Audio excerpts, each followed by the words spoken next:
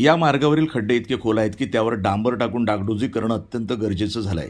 वर्मा सोनार यांच्या दुकानाजवळ असलेल्या 2 रपट्ट्यांची स्थिती तर अधिकच धोकादायक आहे। त्यातील लोखंडी सळ्या बाहेर आल्या असून या ठिकाणी यापूर्वी अनेक अपघात सुद्धा झालेत। स्थानिक नागरिकांनी भविष्यामध्ये मोठी जीवितहानी होण्याची शक्यता व्यक्त करत प्रशासनाला गंभीर इशारा दिलाय।